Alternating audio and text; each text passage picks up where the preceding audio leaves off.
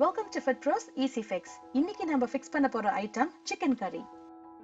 முதல்ல கோழி வாங்குறதுல இருந்து ஆரம்பிக்கலாம். நீங்க எப்பவுமே சிக்கன் வாங்கும்போது ஒன்னு ஹோல் சிக்கனை வாங்குங்க, அதாவது முழு கோழியை வாங்குங்க.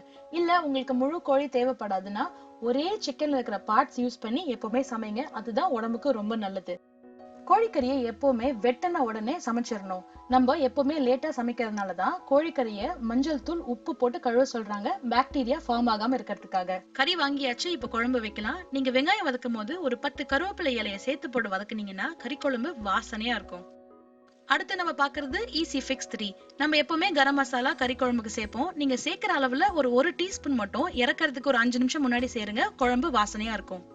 நம்மளோட ஃபைனல் ஃபிக்ஸ் கன்சிஸ்டன்சி. உங்க சிக்கன் கறி கரெக்டான கன்சிஸ்டன்சில இருக்கணும்னா தேங்காவோட ஒன்னு முந்திரி பருப்பு இல்லனா கசகசா சேர்த்து அரைங்க. கிரேவி திக்காகவும் இருக்கும், டேஸ்டாவும் இருக்கும். இப்போ நீங்க பார்த்த எல்லா ஸ்டெப்ஸ்மே நான் எப்பவுமே ஃபாலோ பண்றது. இது உங்களுக்கும் யூஸா இருக்கும்னு நினைக்கிறேன். கண்டிப்பா ட்ரை பண்ணி பாருங்க.